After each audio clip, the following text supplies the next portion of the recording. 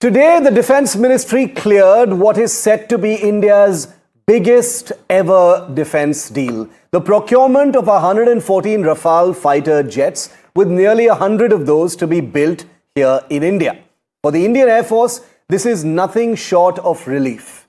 For years, the Indian Air Force has been flying with a dangerous combat squadron shortfall of nearly 25%. Numbers matter in air power, especially in a year where air strikes meant everything. You know what I'm talking about. And today's decision by the Ministry of Defence tells the Air Force that reinforcement is finally coming. No more delays, no more sitting around and waiting. But let's be clear, viewer. This is not a decision without concerns.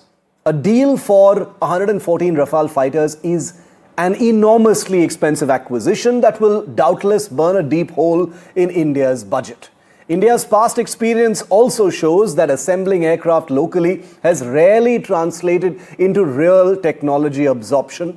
And strategically, this commits India to another generation of expensive conventional fighters at a time when the era of stealth and next generation air combat, including unmanned combat, has already begun in a big way. Yet, the Rafale decision sends out a far bigger message to the country. Because it was just 7 years ago, remember, that the phrase Rafale scam and the slogan Chaukidar Chor Hai dominated national politics just 7 years ago. Fed with questionable documents from losing competitors and encouraged by a coterie convinced the issue would bring down the Modi government in 2019, Rahul Gandhi turned Rafale into the centerpiece of that election campaign. Senior leaders within the Congress party had warned Rahul Gandhi that the facts he was brandishing were thin and that the issue lacked organic public resonance. And they were right. The campaign backfired badly. Since the Bofors scandal, defence procurement in India had become radioactive. The mere suggestion of corruption would freeze the system for decades. After Bofors, did you know it took nearly 30 years for the army to get a single fresh piece of field artillery? I'm not even joking. That is how paralyzing scandal politics had become. The only victim, as always, has been the soldier, the sailor, and the pilot. But something has changed. In a previous era, Rafale would have become untouchable, radioactive, a file never to be opened again. Instead, despite a full-scale political crusade by its principal rival, this government has ordered Rafales for the Navy last year and today has cleared its largest ever fighter deal for 114 more Rafales for the Indian Air Force. This is quite simply a milestone for Indian government policy, a rejection of paralysis by allegation, a defining feature of the UPA and virtually all previous dispensations, including the Atal Bihari Vajpayee dispensation. A signal that India will no longer deny its armed forces critical capability simply because someone shouts scandal. Now remember, an entire national election was consumed by Rafale. The stench of allegations could have buried the Air Force's modernization for years to come. Imagine the impact during Operation Sindoor. Instead, those allegations now lie where, in my personal view, they belong, in the dustbin of India's electoral issue history. So the big NDTV news break from earlier this week stands confirmed, with the Ministry of Defence today clearing at its level a deal for 114 Rafale fighters.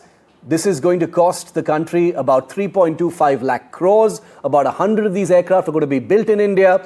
And obviously, the deliveries will begin after a few years. And the total delivery time is going to be over a decade. Let's try and understand how important this deal is, considering we're just a few months out from Operation Sindoor, where these very Rafales performed in an incredible and decisive manner. Air Marshal R.G.K. Kapoor, former Air Officer Commanding-in-Chief of the Central Air Command and a veteran fighter pilot, is with me live. Wing Commander Sharat Panikkar is also a veteran fighter pilot. But I'd like to start with my colleague, senior colleague Vishnu Shom, who's with me here, who covered Operation Sindoor closely. He's covered and tracked the journey of the Rafale in the Indian Air Force as well very, very closely. Vishnu, the politics part of it aside, I've set that up. But how important is this deal? Isn't it true that the government has moved unusually fast on this? Usually we're used to these things taking their time in the procurement process. This has happened pretty fast. This has happened very fast, Shiv. Finally, when I started journalism 30 years back, we spoke about Mirage 2000s, more of them made in India for the Indian Air Force. That then became something called the MRCA race for a single engine fighter. That became the MMRCA race. That also fell through. Then we got into a government-to-government deal for 36 Rafale aircraft. But that was nowhere close to what the Indian Air Force wanted. We went close to a decade when the government opened the MRFA process to get 114 more jets. And today is a landmark day because after that much time, the Air Force is most likely going to get 114 Rafales. There is still a final price negotiation to happen and the cabinet has to sign off on it.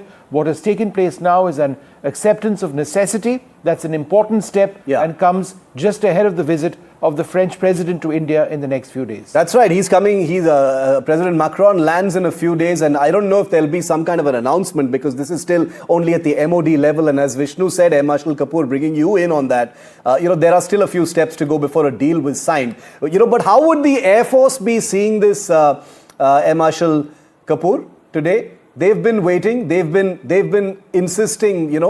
Let's stop wasting time with another contest, which will collapse like the last one. We've already got these fighters. Why not just get more? Shiv, you remember we were speaking on 26th January, Public Day, in the morning at 9 o'clock. And I had said that time, the time for talking is over. It is time for doing. And I think this decision today just re-emphasizes the fact that there is a set of people who want to do things.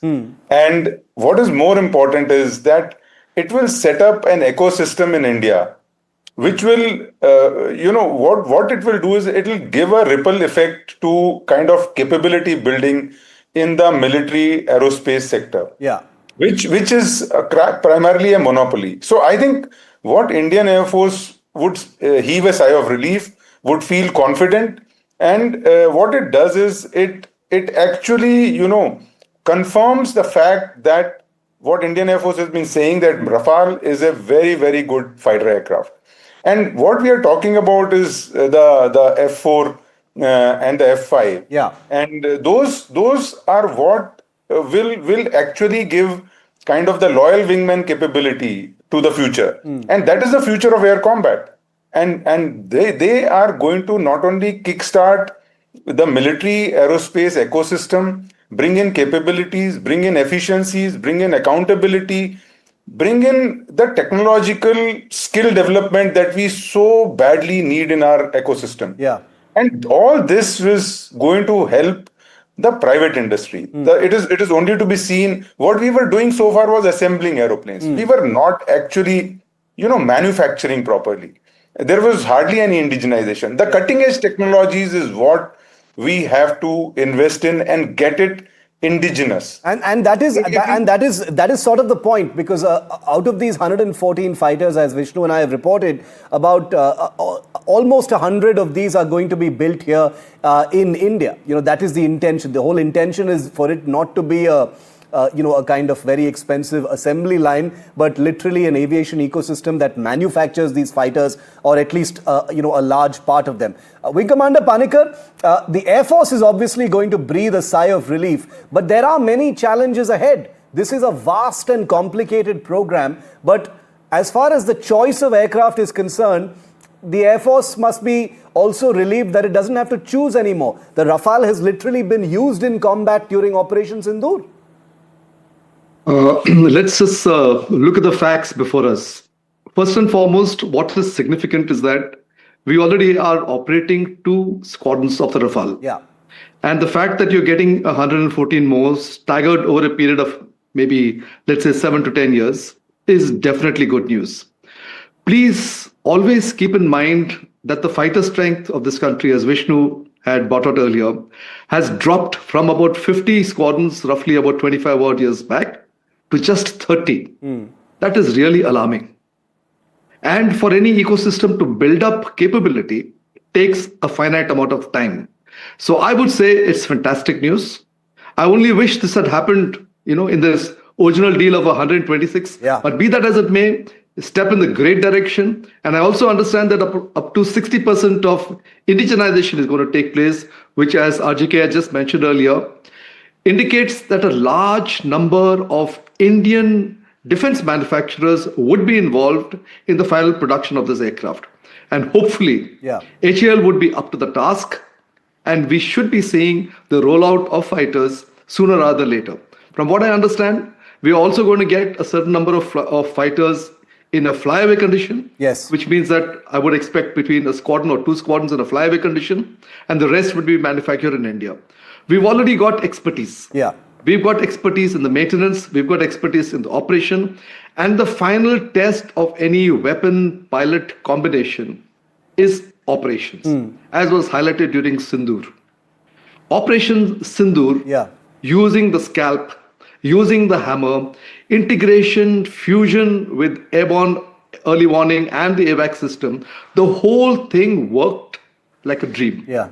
And why did it work like a dream? Primarily because of the integration that the Air Force had, incorporating air defense, incorporating inputs from all surface radars, incorporating inputs from airborne early warning radars, all into one. This was information fusion, and it was delivered with a precision that was unheard of. In fact, air warfare is going to keep evolving, and we have to keep abreast of it. This is the first step in that direction. I think you make a very important point. It's a step in the right direction for sure, but there are challenges ahead. Vishnu, I want to tell all of our viewers that Vishnu has an amazing book that's coming, that's going to give us an amazing sense of some of the combat operations that happened during Operation Sindoor, including from the cockpit of Rafales. Vishnu, you want to add to what Wing Commander Panikkar said? The Indian Air Force has been more than convinced that this is the direction to go in with the Rafale. I think what was important, and the Air Marshal was also mentioning earlier on, is the variants we're getting. We're getting a variant called the F4, ultimately the F5. The F4, we currently operate. So it's much more advanced than what we have now. We have something called the F3I right now. I stands for India. It is an extremely advanced variant. When we started acquiring it, it was more advanced perhaps than what the French operated. But the French have since upgraded to the F4 variant. We'll be acquiring that and moving to the F5 variant. The F4 variant is based on network-centric warfare. It works as brilliantly as a formation of fused and data-linked Rafales operating closely together, and the F5 takes it one step further by actually working on what is known as the loyal wingman concept, where you've got essentially drones flying autonomously with the support of a mothership, which would be the Rafale. That is very much the future of Rafale operations and air operations anywhere in the world. But Shiv, just one brief point. The key on this is Atmanirbharta, and there'll be many already who will be piping in and saying that, we've bought a French aircraft and there goes the Tejas and HAL and everything. But Tata Advanced Systems Limited is going to be the primary partner. They've already signed 4 production transfer agreements to manufacture the entire Rafale fuselage. That's the body of the aircraft. There'll be a new state-of-the-art facility located in Hyderabad. There is an existing facility which Dassault have in Mihan in Maharashtra, which has been building business jets. That the land over there would be used. There would be very small Indian component manufacturers, if they can develop to a particular standard, would be filling, the Rafale assembly line. And that means jobs. That means jobs in India. And in the future, why shouldn't we be asking a question, can Rafales made in India be exported to other countries? To other customers, And one final point, as you know, Shiv, I love the entire Rafale story. This has to involve the integration of Indian weapons, like the Astra 2, a version of the BrahMos called the BrahMos ER, and also futuristic air-to-air missiles which rely on ramjet ducted, rely on ramjets, which are now being tested quite successfully. This is all very exciting. The intent, the parameters of what this deal is going to look like are extremely energizing in terms of what they are hoping to achieve. But it's going to be a big challenge. Air Marshal Kapoor, Wing Commander Panikkar mentioned HAL, for instance.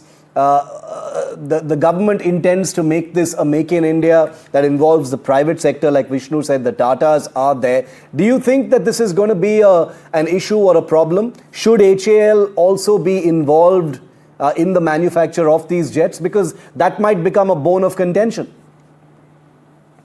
I think HAL will not be a part of this whole program, while it may contribute secondarily by forwarding its infrastructure, its testing capabilities, its various other components and facilities that it has, and that is where the ecosystem must gain. Instead of building parallel infrastructure, which costs huge amount of money, it is very important that it becomes a whole of a nation approach, where every facility, every infrastructure, whether it belongs to DRDO, it belongs to a private industry, it belongs to HAL or BL or whoever it is, must be thrown open so that there is cost effectiveness, and tomorrow we can actually export Rafale. And the most important part is that, AMCA has gone the private sector way.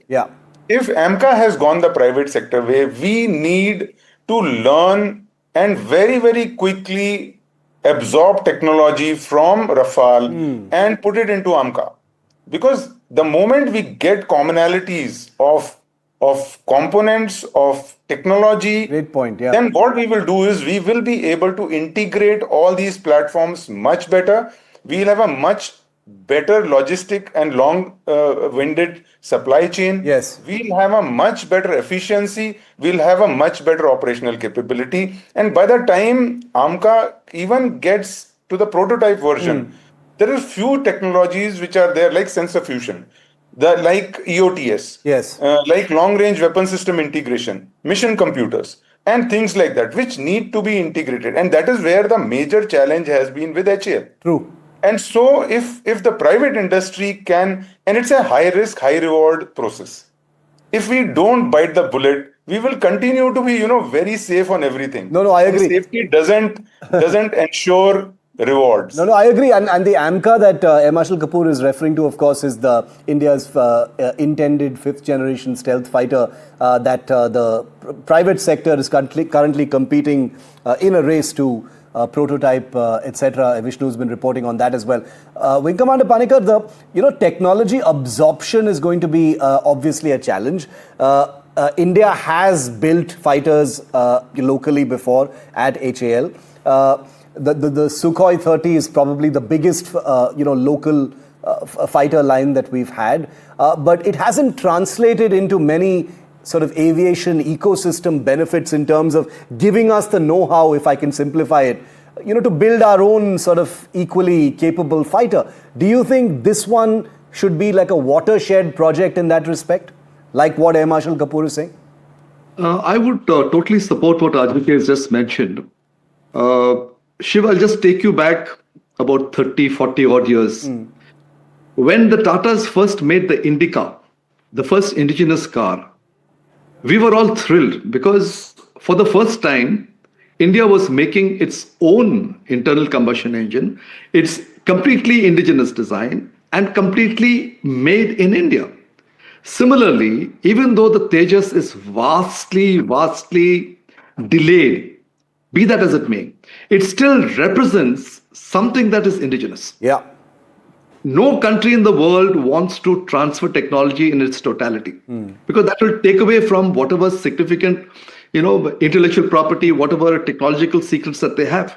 So whatever they give us will be only in partiality. And like Ajik has just mentioned, so far we've been specialists only in assembly. Starting off from the Jaguar, the MiG-21, the MiG-29, the Su-30, essentially what you're doing is putting things together. The Tejas represents indigenization. And not to forget, our Tejas program has been stuck for an extended period of time because of the F404 engines. If Zafran is able to give an alternative, we are looking at an entire new ecosystem. We are looking at an entire new ecosystem in which you have a supply chain that is not dependent upon which side of the bed somebody wakes up on and decides. Do not forget that in reality, a fighter aircraft represents a lot more than just the shell. It's not like a transport aircraft. I've been flying, airliners for 25, 22 odd years, in which you basically fill up passengers and fuel and you go from point A to point B. A fighter aircraft represents the pinnacle of technological capability. Yes. It's not just a shell. It's a weapon systems, it's a fusion, it's a sharing of information, it's the integration. It's how you manage that entire system and how it integrates into your overall strategy and capability of the Air Force. I would say 100% step in the right direction. Importing of technology, transfer of technology, building our own stuff, outsourcing it, transferring the technology, and finally reaching a stage in which, like what RJK just mentioned, reaching a stage in which we are able to significantly contribute to our own AMCA program. Absolutely. And I sincerely hope as a country that has, for various reasons had to import most of its, overwhelming majority of its equipment.